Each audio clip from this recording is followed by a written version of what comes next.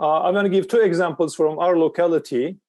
In New Jersey, there is or actually this is in America, it's called, there's an organization called Family Promise. This organization actually focuses on helping families who are homeless in America. In America, homelessness is an important problem. There are hundreds of thousands of people, maybe millions, I don't know exactly, but definitely hundreds of thousands of people who are homeless. Many of these are due to psychological reasons, post-traumatic stress, or war veterans, but it's not limited to them. There are many other people who are homeless, and some of these are families. It could be two parents and a child, or multiple children. It could be a mom and children, a father and children. So Family Promise is trying to help families without home. So what they do is they bring together faith and social organizations to provide shelter and food to these people, and also give them skills to get a job. And our friends, ladies from the Turkish American Hizmet movement community in New Jersey participated in this program and provided hot meals to homeless families. So here's an example from one of their programs. And kind of a funny anecdote, the people who were benefiting from this center, so a church opened their basement for homeless families to stay at night. And the Turkish American ladies actually cooked meals for them, hot meals, not every day, one day of the week.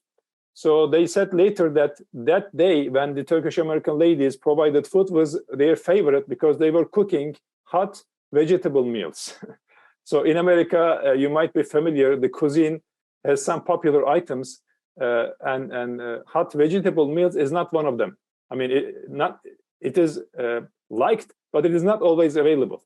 So the beneficiaries of this program, they loved the fact that these ladies were cooking hot vegetable meals for them. Okay, but this is a collaboration of Muslims, Christians, Jews, and other people, Hindus, in America to help homeless families. And then one other program that you might have heard before is by Habitat for Humanity. This particular program is Interfaith Build. You know, Habitat for Humanity builds homes for people without the means to build a home or buy a home.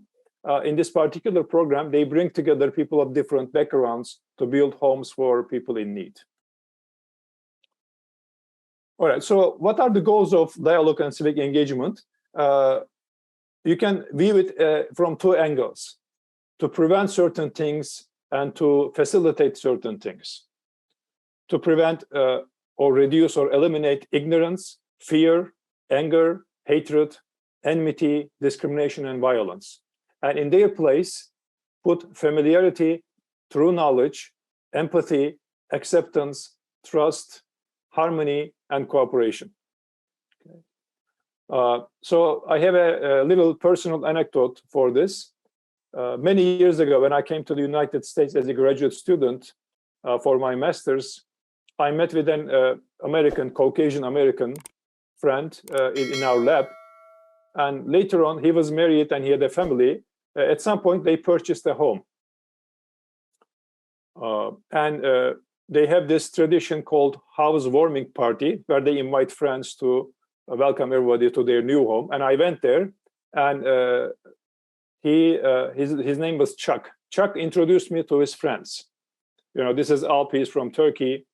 And one of their friends, when they first saw me and heard Chuck, this is Alp from Turkey, he looked at my face like this, and I don't forget what he said, because it was surprising, shocking for me too. He said, these are his words, as far as I can remember. I think I remember almost exactly. He said, "Oh yeah, you watch those movies and you think they cannot be all like that." This is what he said when he saw me, you know, out from Turkey. He said, "Oh yeah, you watch those movies and you think they cannot be all like that." So this was his first encounter from somebody from Turkey. So whatever he imagined, I was very different from that. That was surprising for him. So he had a prejudice. He had a stereotype about Turks. And that was broken because he actually met with a real person. And in studies in America, we know that the vast majority of Americans have never met a Muslim or a Hindu somebody outside of their tradition. So in dialogue and civic engagement, one of the first goals is to replace stereotypes and prejudices with true knowledge. You can actually ask the person, what is your life like? What do you believe in? What do you practice? Why do you practice that? What does it mean to you? So you can do these things.